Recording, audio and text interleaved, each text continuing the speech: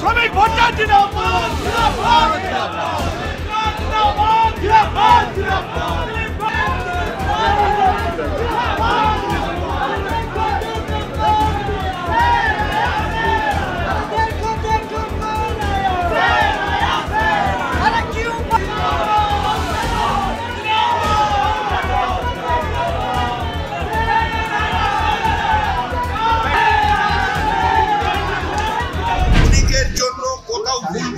হতে পারে, ক্ষণিকের জন্য কোথাও দূরত্ব তৈরি হতে পারে, কিন্তু এর অর্থ এটা নয় যে সে দলের বাইরে চলে গেছেন।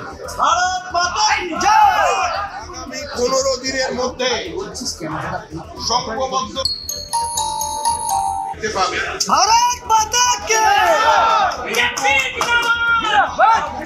এই মুহূর্তে সংবাদ মাধ্যম কিংবা আমাদের সমালোচক যারা আমাদের ভালোবাসেন, যারা আমাদের সমালোচনা করেন, যারা আমাদের ঘৃণা করেন, তারা বিজেপির সংঘবদ্ধতা বলতে যেটা বোঝেন, আর আপনারা যারা রাজনীতি করে এসেছেন এতদিন বিজেপির সংস্কৃতিতে, আপনারা জানেন যে বিজেপির সংস্কৃতি কি। বিজেপি ঐক্যবদ্ধ ছিল, আছে এবং বিজেপি থাকবে। আপনারা নিশ্চিন্তে থাকুন, এই সরকার চলে যাচ্ছে, তৃণমূল হারছে, তৃণমূল হারবে, তৃণমূল হারতে চলেছে।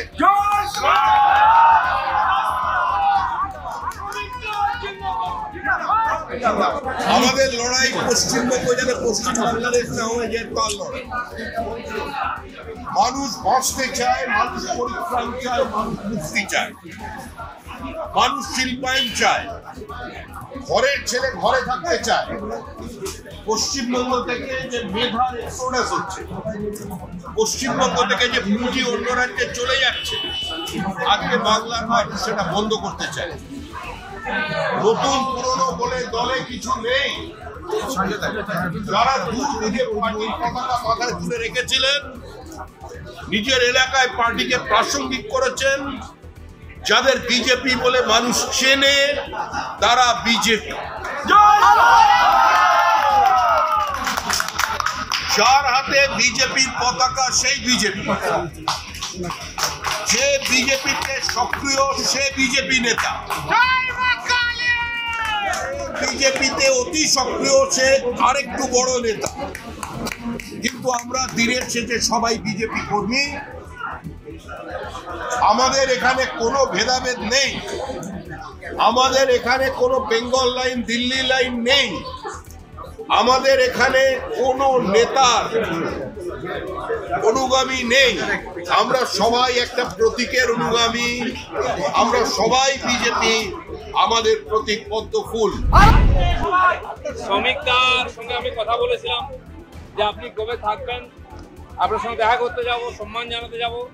তো উনি আজকে 4টের সময় টাইম দিয়েছিলেন যে আমি আছি অফিসে, এবং সঙ্গে সঙ্গে যে কর্মীদের দেখছেন এনারা আমাকে অনেকে ফোন করেছিলেন যে আপনি যেদিন মাননীয় রাজ্য সভাপতির সঙ্গে দেখা করতে যাবেন আমরাও যাব। তাহলে আপনারা সব এতজন গেলে এই জায়গা নেই এখানে, ওই জন্য আপনার সঙ্গে যাব। তো কালকে সন্ধ্যাবেলা মাননীয় শ্রমিকদের সঙ্গে কথা হয়, উনি বলেন কালকে আছি 4টে সাড়ে 4টায় আসুন, তো দেখা হয়ে যাবে। তো সেটাই আমি কাল সন্ধ্যাবেলা 2-1জনকে জানালাম যারা ফোন করেছিলেন। তারা খবরাখবর দিয়ে যারা পেরেছেন কাছাকাছি এসেছেন আজকে, তারা অনেকে দেখা করতে পেরেছেন, অনেকে এখন রাজ্য সভার সঙ্গে দেখা করতে পারেননি। যে কর্মসূচিতে আমার থাকার কথা সেখানে আমাকে ডাকা হবে।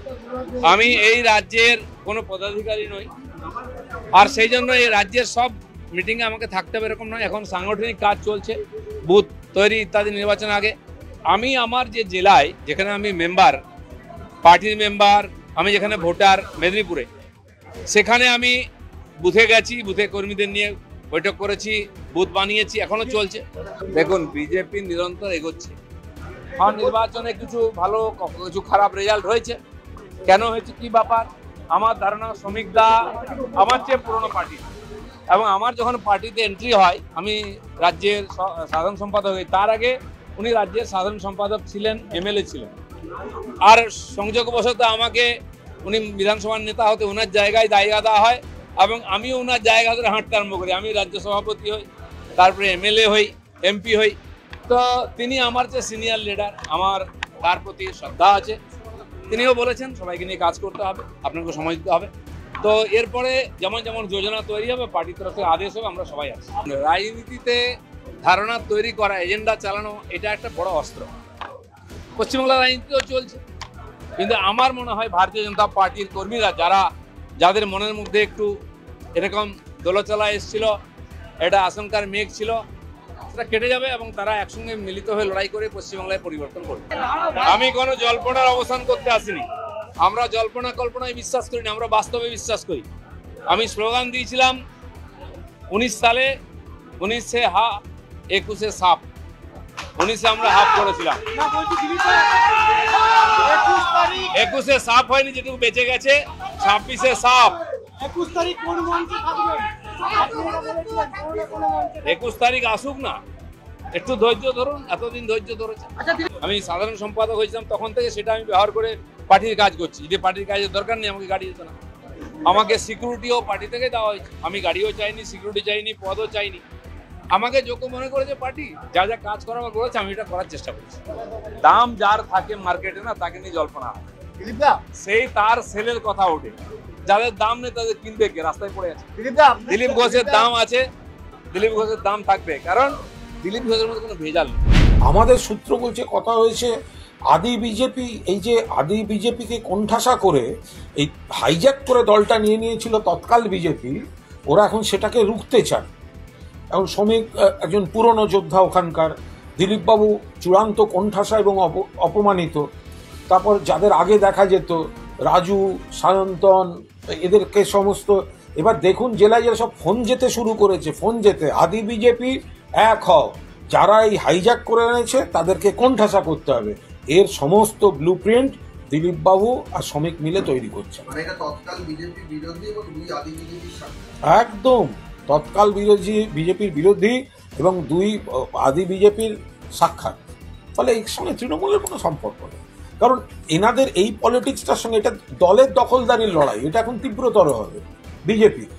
ফলে এখানে তৃণমূলের সঙ্গে কোনো ব্যাপারই নেই, ওরা ওই নিয়ে ব্যস্ত থাকবে।